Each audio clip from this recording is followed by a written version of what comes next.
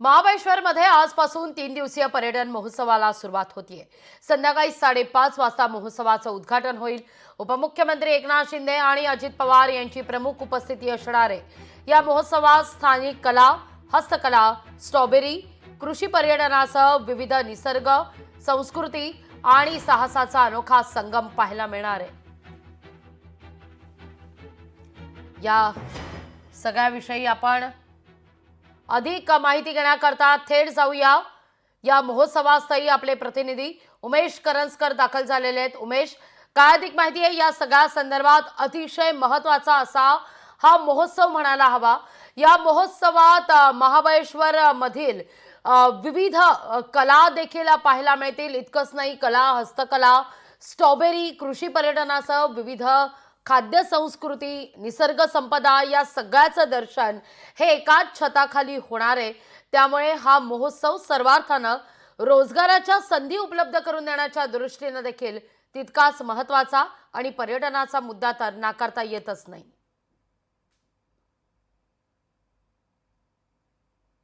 नक्कीच लागवी। राज्य सरकारच्या दृष्टिकोनातून जर पाहिलं तर त्यांच्यासाठी हा अत्यंत महत्त्वाचा असा हा पर्यटन महोत्सव जो आहे तो आपल्याला पाहायला मिळतो। आता मी या पर्यटन महोत्सव जे संध्याकाळी उपमुख्यमंत्री एकनाथ शिंदे आणि अजित पवार यांच्या हस्ते इथं उद्घाटन होणार आहे, या स्टेजची भव्यता आपण पाहू शकतो। आपल्या महाराष्ट्राला गड किल्ल्याचा इतिहास नेहमीच राहिलेला आहे। हा गड किल्ल्याचा इतिहास हा प्रत्येक मराठी माणसाचं ऊर भरून काढणार आहे आणि म्हणूनच हा सगळा जर स्टेज आपण पाहिला तर त्या इतिहासाला कुठेतरी उजाळण देण्यासाठी, त्या इतिहासाची आठवण करून देणारा असा हा स्टेज जो आहे तो बनवलेला आहे। एक मोठ्या किल्ल्याचा जो गौरवशाली असा महाद्वार असतो तो बनवण्याचा प्रयत्न इकडे या पर्यटन महोत्सवाच्या माध्यमातून करण्यात आलेला आहे आणि या स्टेजवरूनच या पर्यटन महोत्सवाला जी आहे ती सुरुवात होणार आहे। आज जर पाहिलं तर अजित पवार आणि एकनाथ शिंदे उपमुख्यमंत्री आहेत आणि या उपमुख्यमंत्र्यांच्या हस्ते याचं उद्घाटन होईल। तर उद्या राज्यपाल विविध कार्यक्रमांना उपस्थित असणार आहेत आणि यासोबतच तिसऱ्या दिवशी म्हणजे या महत्त्वाच्या आणि तिसऱ्या दिवशी मुख्यमंत्री देवेंद्र फडणवीस यांच्या हस्ते या सगळ्या कार्यक्रमाची सांगता होईल। खास करून हा सगळा जर कार्यक्रम आपण पाहिला तर अत्यंत दीप आणि दिव्य व्हावा अशी सगळी योजना जी आहे ती राज्य सरकारची आहे। यामध्ये जर खास करून पाहिलं तर राज्याचे गड किल्ले त्याची महत्त्व सांगण्याचा प्रयत्न या सगळ्या कार्यक्रमातून होईल।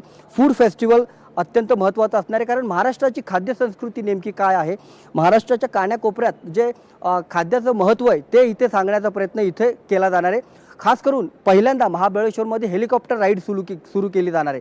आता ज्यावेळेस आम्ही सकाळी इथं पोहोचलो त्यावेळेस या हेलिकॉप्टर राईडविषयी प्रत्येक जो पर्यटक इथे येणार आहे त्याच्या मनामध्ये कुतूहलता आहे। तर यासोबतच सायंकाळी जे लेझर लाईट शो होणार आहेत ते मोठे आणि दिव्य असे केले जाणार आहेत। त्यामुळे या लेझर शोमधून काय पाहायला मिळणार आहे याची उत्सुकता देखील पर्यटकांना आहे। असा हा मोठा कार्यक्रम आज सायंकाळपासून सुरू होणार आहे। माझी याची उत्सुकता राज्यभरात तर आहेच, मात्र महाबळेश्वरमध्ये ते अधिक जाणवते।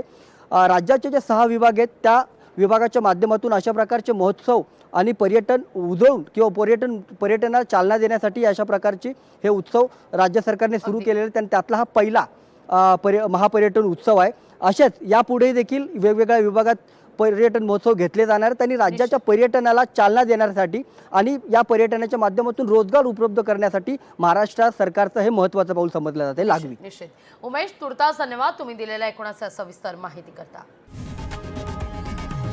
लोकशाही मराठी ऐका, पहा, जागरूक रहा।